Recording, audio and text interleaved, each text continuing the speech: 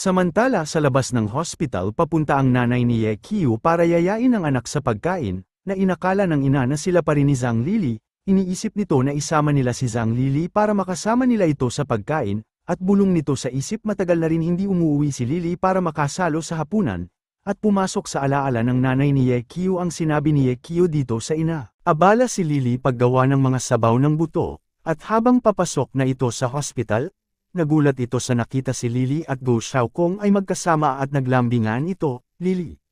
Tawag nito at nagulat si Lili at si Go Xiaochong. Lili, sino yan? Tanong ni Go Xiaochong kay Lili at sabi ni Lili, Auntie, bakit ka nandito, alam ba ni Ye Qiu, na narito ka?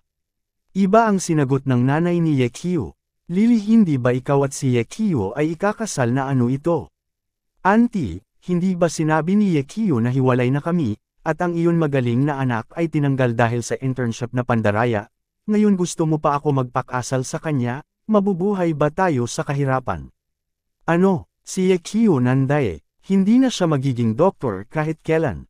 Paano nagawa iyon, hindi niya gagawin yun, sagot ng ina ni Ye Kui, nagsalita Go Xiaokong matandang babae na nanay ni Ye Qiu ang iyong magaling na anak nanday at ginaya ang aking thesis at binugbog ako.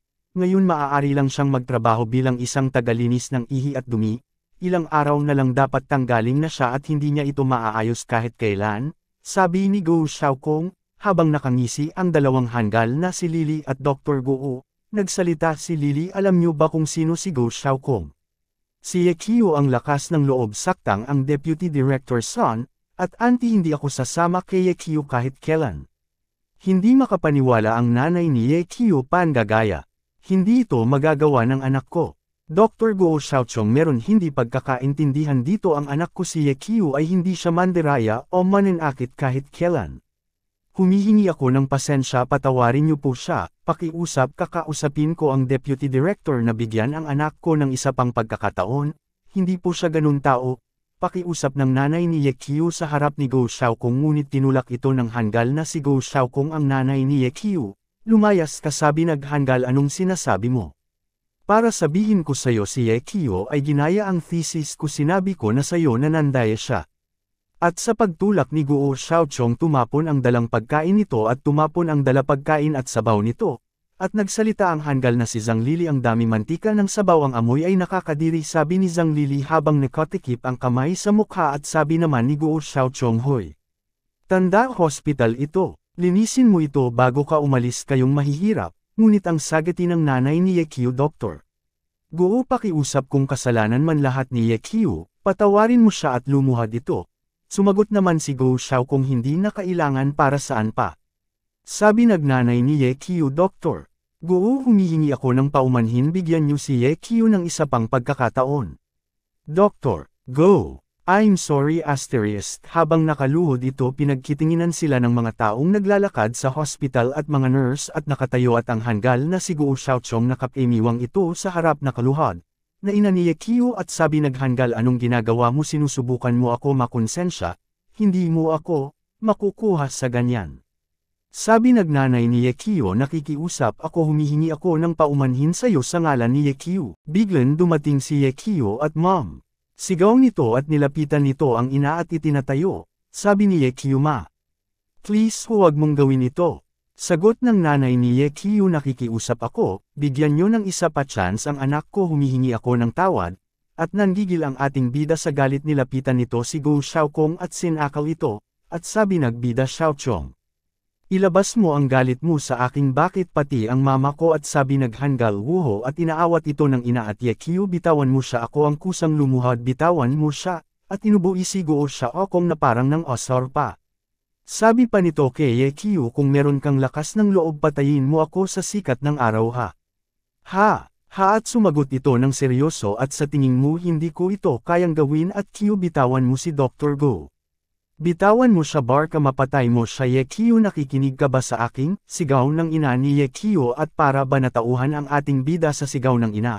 Binitiwan ito si Go Xiaokong at umubo ito ng ubo, at habang kinakapos ng hininga na pinagpapawisan ito at sinabi ito ng hanggal, lahat kayo, tignan nyo, pinagtangkaan ako patayin ni Ye Qiu sa liwanag ng araw.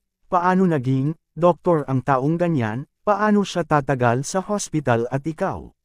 Sigaw ni Yekio na susugod ulit ito kay Doktor. Goo at nagsalita ang ina ni Yekio, Doktor. Goo, kasalanan ko lahat ito, kasalanan ulit ni Yekio dahil sa akin, patawad kung ako'y nagkamali. Habang hawak ng ina si Yekio at nagmaawat ito, lumapit ang ina ng ating bida kay Dr. Go, pumunta ka sa emergency room at magpa-check ka muna. Nasaktan ka ba? Babayaran ko ang medical bills. Habang nag-aabot ng pera at tinabig nito ang nanay ni Yekio at sumagot ang Hangul, ano? Nagbibiro ka ba? Anong tingin mo sa aking pulubi? Dagdag pa nito, hoy. Matanda para sabihin ko sa iyo. Kahit bigyan mo ako ng milyon, hindi ko hahayaan ang anak mo. Kahit ang iyong anak, pati ikaw, kahit dilaan ninyo aking mga paa at hamdi kayo ng tawad, hindi ko pagbibigyan, sigaw ng Hangul at sumigaw ang ating bida. Guo Xiaokong. Nagdilim ang kanyang paningin at sinugod ito at sinapak ng ating bida ang Hangul at tumamba ito sa sahig at sabi pa nito, Ikaw at hinawakan ito sa kwelyo ng damit ng ating bida at asterisk, biglang dumilim ang kalangitan, kumidlat ito at sinakal ng ating bida ang Hangul, inangat ito sa ere ni Yekio na pamulagat si Zhang Lili at ang ina nito, at pumula ang mata ni Yekio at kumislap at sabi ni Yekio sa Hangul, ngayon, magbabayad ka. Ngunit sumagot pa rin ito na ng asar, ang lugar na ito ay puno ng surveillance camera, sabi nag-Hangul na habang nasa ere, habang kinakabahan at pinagpawisan, at kung papatayin mo ako tapos ka na. Ha, ha, ha, at sumigaw ang ina ni Yekio, sabi nito, Yekio, huwag, at samantala si Zhang Lili ay tumawag naman ng security at sabi nito, hello security department, bilasan nyo, at narinig ito ni Yekio at binitiwan niya si Go Xiaokong at bumaksak ito sa lupa at tinapakan ito sa kamay ng ating bida at sabi nito kay Go Xiaokong, niloko mo ako, dinaya mo ang thesis ko, tiniis ko lahat yun. At umaray sa sakit ang Hangul, sabi nito, bitawan mo ako, bitawan mo ko. At muli ito hinawakan sa kwelyo ni Yekio at sinabing, sinaktang mo ang aking ina, at binitiwan ito sa sahig at yumobaw ng ubo. Sumeryoso ito at sinabi, humingi ka ng tawad sa mama ko, at habang nakasubsob sa sahig ang Hangul, sumagot ang Hangul, ako hihingi ng tawad sa matandang babae. Managinip ka. At sabi ng bida, kung ganun pagbabayaran mo ito ng iyong buhay, at sinuntok uli ito ni Yekio at bugbugin kita hanggang sa umamin ka sa iyo pagkakamali. At nagsuka ito ng nagsuka, at bigla dumating si Director Baibing, sabi nito kay Yekio, tumigil ka. Lumingon si Yekio at nakita niya si Director Baibing, sabi ni Director Baibing, Yekio, kung ayaw mong mapunta sa kulungan, tama na. At lumapit naman si Zhang Lili kay Director Bai at nagmamakaawa. Kay Director Bai, pakiusap, iligtas mo si Brother Xiaokong, sinaktan at papatayin siya ni Yekio. Nagsalita si Director Bai, Yekio, bitawan mo si Dr. Go. Tumingin si Yekio at sabi pa nito, Yekio, para sa kapakanan ng ganitong tao, paano kung mapunta ka sa kulungan, anong gagawin ng nanay mo, at itinuturing mo pa ako mentor mo, kung ayaw mong magalit ang iyong ina, bitawan mo siya, at hinawakan ni Director Bai si Yekio sa balikat. At tumayo si Yekio at inihagis pa nito si Dr. Go sa sahig bago umalis si Yekio habang akbay ang ina sa balikat, at tumingin ito kay Go Xiaokong at sinabi kay Go Xiaokong, kapag inulit mo insultuhan ang aking ina, sinisigurado ko sa iyo hindi ka nalalabas sa mundo. At lumapit si Director Bai kay Go Xiaokong at hinawakan ito sa braso ng Hangul, at sinabi ng Hangul, Director Bai, huwag mong sabihin sa aking na kukunin mo ang nagtangkang papatay sa akin, sinusubukan niya ako patayin. Lahat ay nandito sila ang makakapagpatunay, at biglang hinawakan ito sa kwelyo ni Director Bai at sinabi nito na totoo ba na ikaw ang sumulat ng thesis?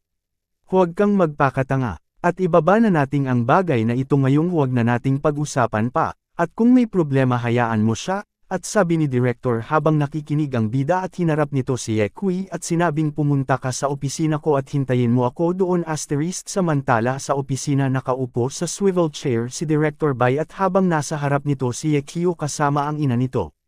Yekio, hindi ko alam ang sasabihin sa'yo. At nagsalita ang ina ni Yekio, Director Bai, I'm sorry, kasalanan ko lahat ng ito pagpunta ko dito.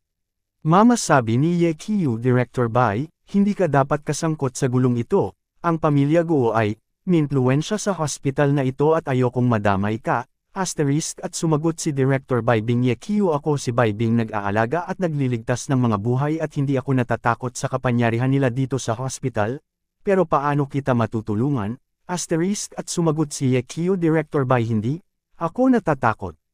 Huwag kang mag-alala sa aking pero Yekio, sagot ni Miss Bai Bing at nagsalita ang ina ng ating bida Director Bai. Salamat sa pag-alaga mo kay Yekio.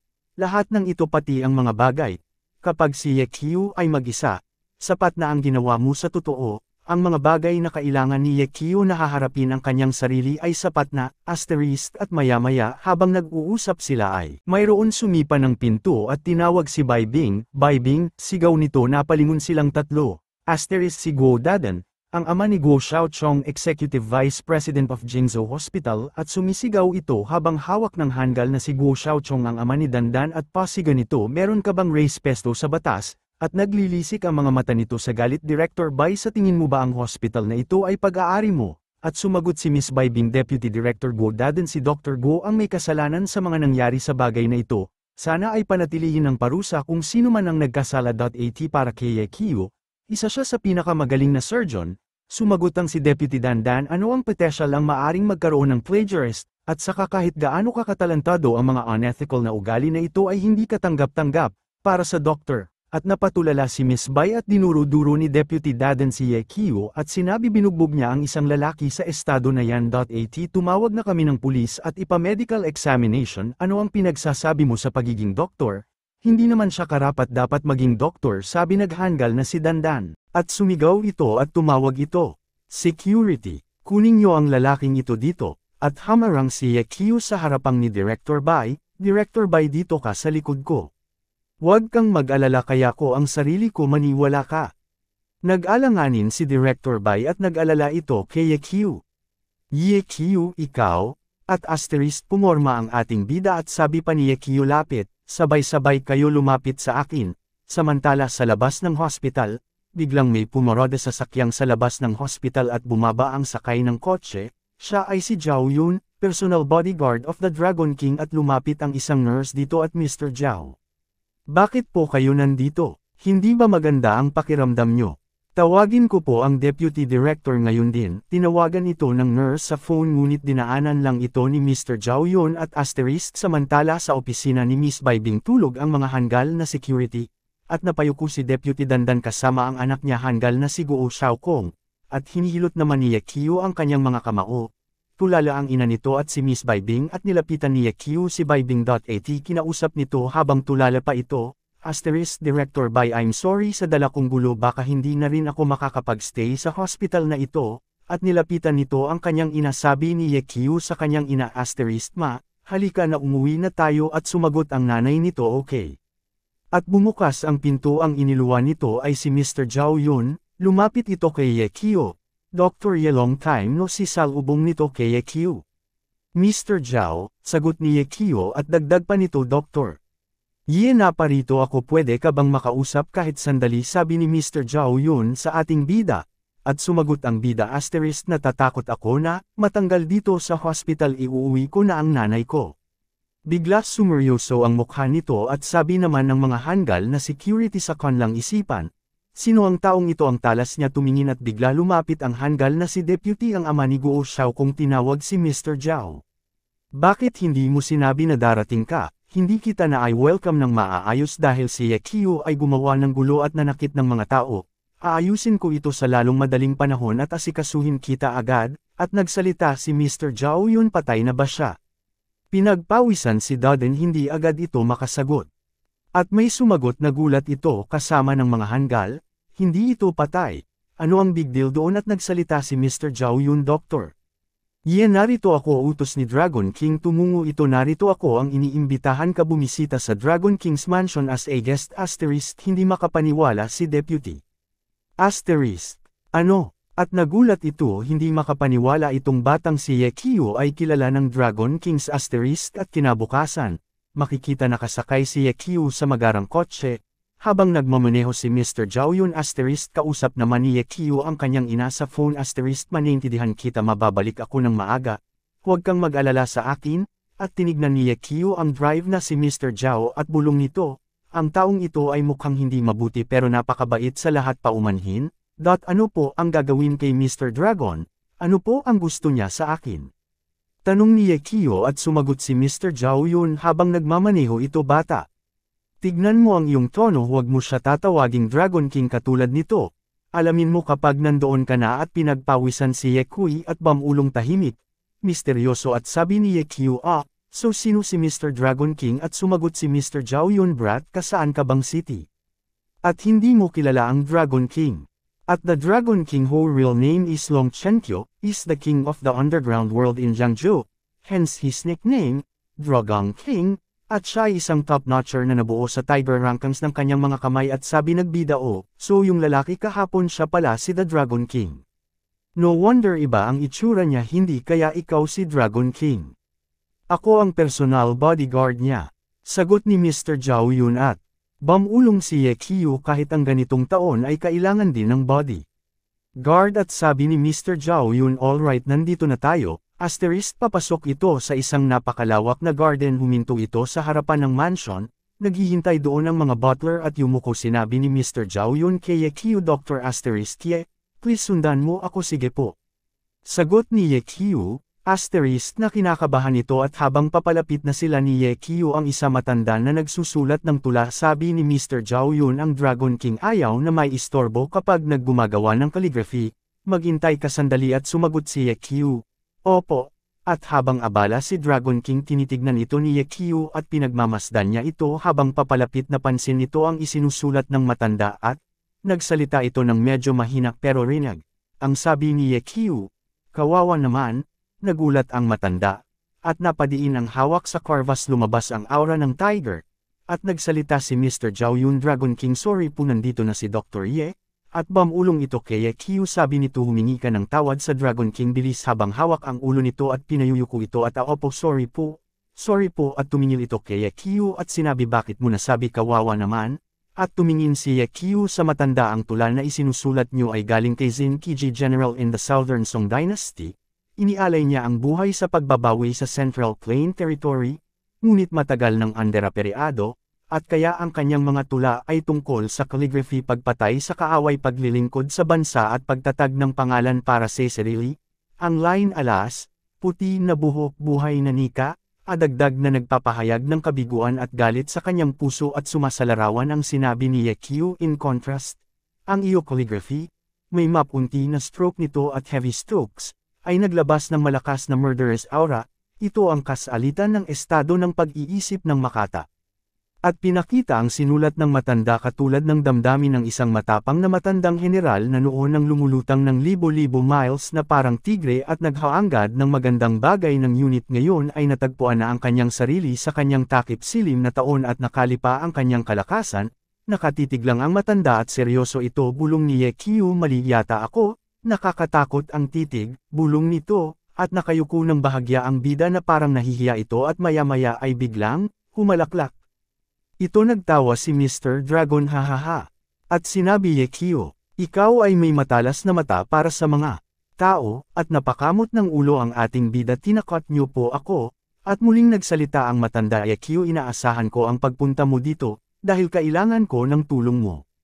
Ako po. Nagulat si Yekyu at ang oras ko ay paubos na seryoso ito nakatitig kay Yekyu pinagsalikop ang dalawang kamay sinabi nito na, gusto ko tulungan mo ako sa aking karamdaman. Hello guys kung nagustuhan nyo ang video ito huwag nyo kalimutan mag-subscribe at pindutin nyo na rin po ang notification bell para lagi kayo update tuwing may bago ako video like and share nyo na rin maraming salamat po.